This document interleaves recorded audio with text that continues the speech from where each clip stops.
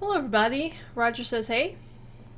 So this video today is not a reaction video, it's actually one that I've been wanting to do for months now, and today I unexpectedly got a chance to do this.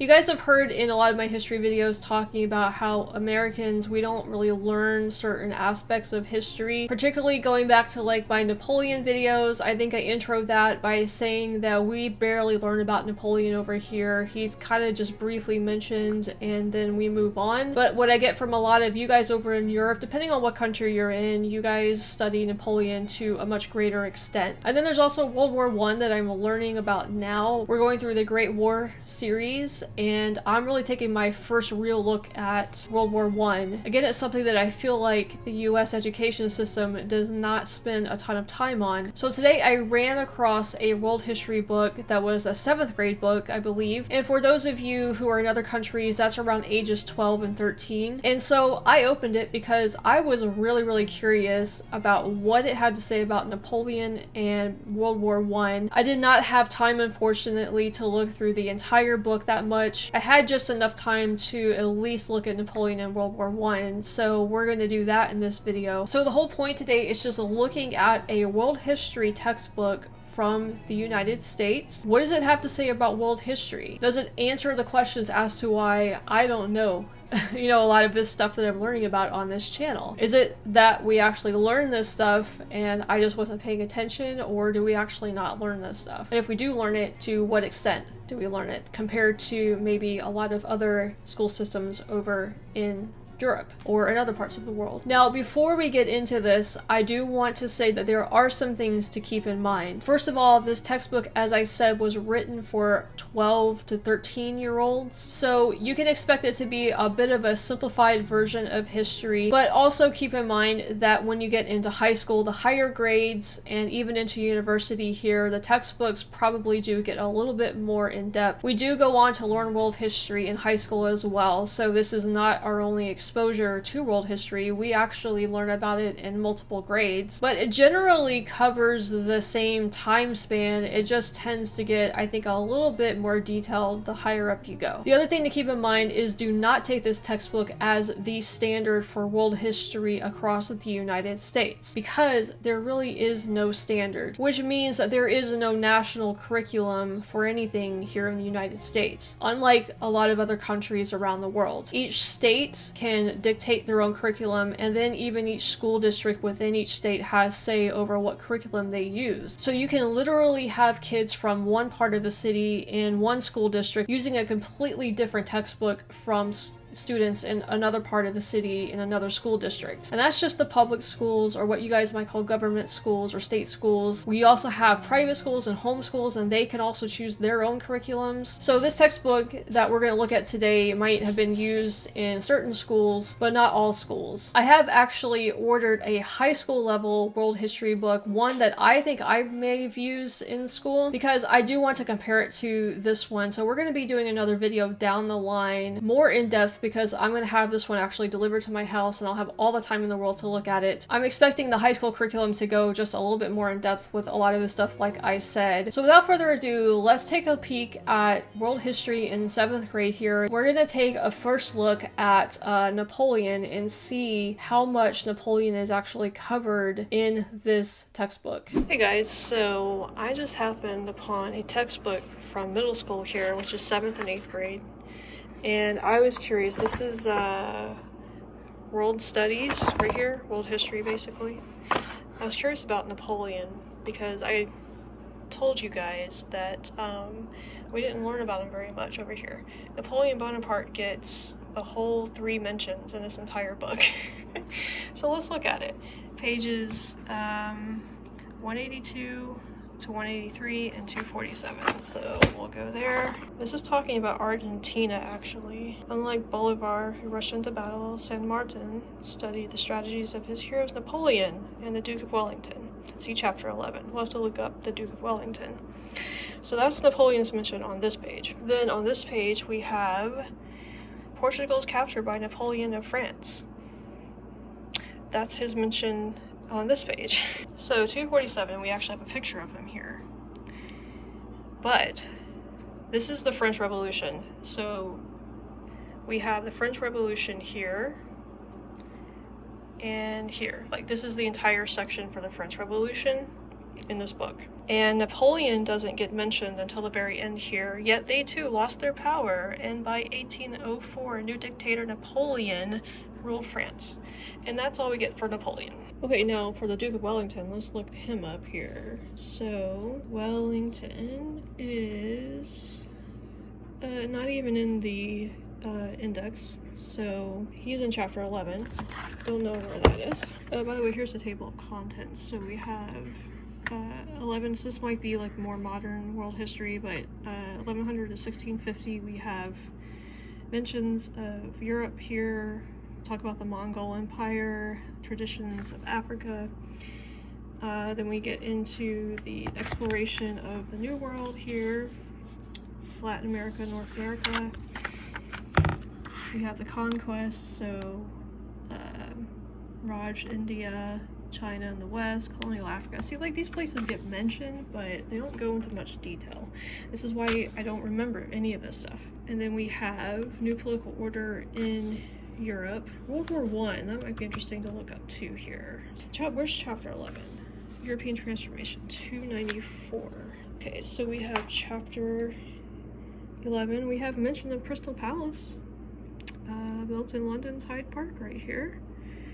Great exhibition. We have Queen Victoria, Prince Albert, Victorian age. We have a little timeline right here.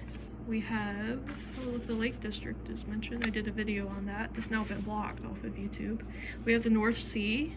So if I just paid attention to, like, this wasn't my textbook, but you know, you just have to pay attention to the little maps here. So we have England, Wales, Scotland, Ireland, the United Kingdom. I don't know why this is in yellow. Well, here's Napoleon. Okay, why is this not mentioned in the index then? Okay, so the power of the French king was broken by the French Revolution. The revolution went through 4 phases. Third attempt, reorganization was overthrown by the army. Conditions were right for Napoleon Bonaparte to come to power in 1799 with the help of a new constitution. 1804, Napoleon proclaimed himself Emperor of France. By 1812, he and his mighty armies had conquered much of Europe, making him the master of the continent. But his mastery was short-lived. In 1815, Napoleon was defeated and exiled. And that's the Napoleonic Wars, guys. That's what we learn about the Napoleonic Wars. So I told you guys in previous videos, I was like, Napoleon might get a couple of paragraphs, and I was not lying. We literally have just actually one paragraph right here of the Napoleonic Wars. We have another picture of Napoleon, but yeah, that's right there. That's what we learn about the Napoleonic Wars. Oh, we got more Napoleon at Waterloo. Okay, so a little bit more here. This must be where Wellington is mentioned then. Yes, Wellington. Wellington took up a strong defensive position near the Belgian village of Waterloo. See, these little details like Belgian, like it was in Belgium. Like, this is stuff, like, I would just have to remember all of this stuff from my textbook from years and years ago. So they kind of like talk a little bit about the Battle of Waterloo here, but yeah, that's basically it. Like, that's all I can find in here about Napoleon and the Napoleonic Wars. Wellington gets a very, very brief mention here.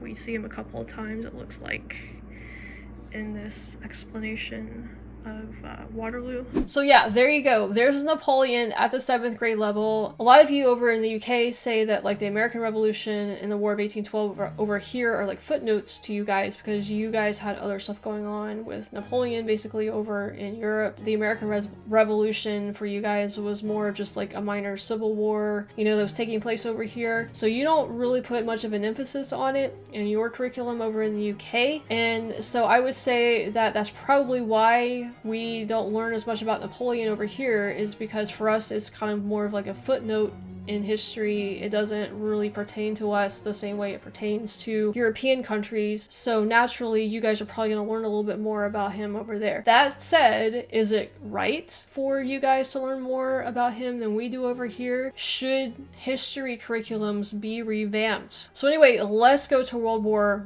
I now, because like I said, I'm studying that and I was really curious about how much they went into World War I. And I wondered again, like, why do I not know, you know, about a lot of this stuff that I'm learning from Indy Nidell? Let's have a look at what they teach about World War I. The new political order in Europe is probably the World War I stuff. Okay, so this looks like it's going to get into the World Wars here. Let's see what it does. Okay, settings, the Balkans. So they're going to talk about the Balkans here. The old order passes, World War I. So we have Kaiser Wilhelm mentioned here.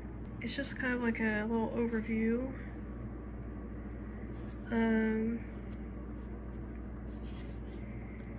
Franz Ferdinand here mentioned. So a couple of pages so far on World War I.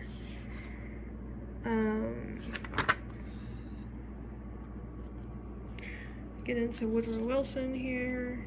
Of course, they're going to talk about the American stuff that happened in World War I. A little map of what it looked like at that time.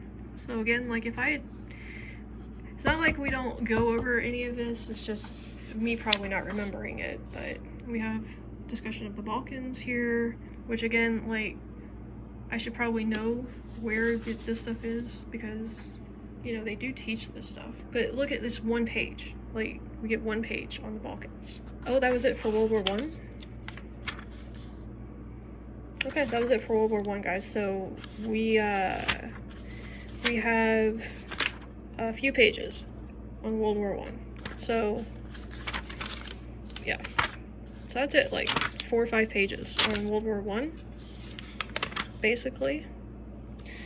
A little discussion of the Balkans, and then we're done with World War I, and we start talking about between the wars and get into World War II. Okay guys, so that's World War I. Now obviously a little bit more mentioned there than the Napoleonic Wars because I guess it's a more recent event. It actually involved the United States versus the Napoleonic Wars, which really didn't involve the US, you know, much at all. So I think that's probably one major reason why World War I gets 4 or 5 pages versus 1 paragraph. And of course I think World War I also was a lot more consequential on the world stage. Not saying Napoleon wasn't, but I think comparatively World War I was probably the more important conflict. Now some of what I've learned from Indy Nidell was probably covered in that obviously I didn't have time to read carefully through it all. I kind of just skimmed through it, and it did kind of give you a very, very quick overview of what happened leading up to World War I. Again, if you learned that back in 7th grade or even in high school and you haven't really gone over it since then, and all you have is a very, very quick overview,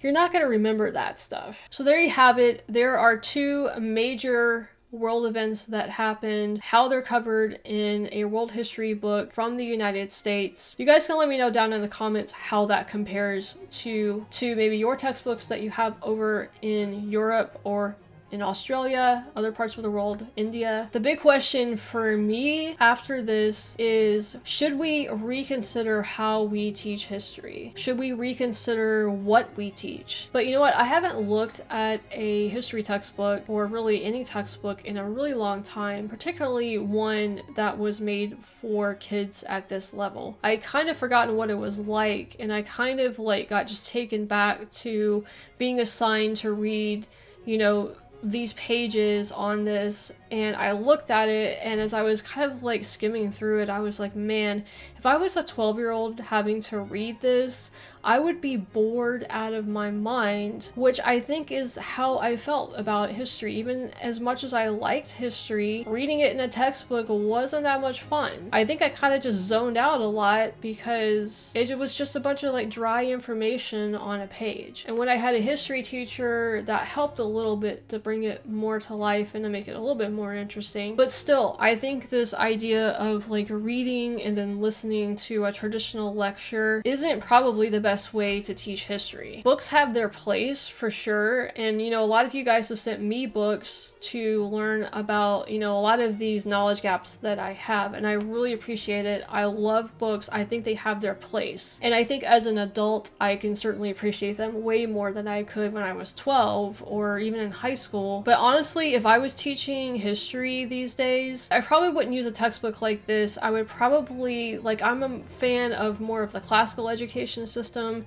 Using primary text would be a lot of fun to do, I think, and also supplementing it with videos like these I'm doing on Indy 9 Dell's Great War channel or the Napoleonic Wars series on Epic History TV. Those were fantastic videos that really helped educate me on just, like, again, these major world events that I was very, very ignorant about. When you can actually add like animations and pictures and depictions, recreations of history and what it was like, that is going to be way more effective and way more memorable than anything that you're going to read in a textbook, unless you're the type of person that learns best by reading. That's why I think YouTube is an absolute gold mine for learning pretty much anything that you want. And honestly, I feel like schools should be making a huge use of YouTube and how they teach history in school. But that's just how you teach it. I think it's also important to maybe have another look at what we teach as well. All I can tell you is anecdotally, as an adult, I don't remember the vast majority of what I learned in history because of kind of the method, and maybe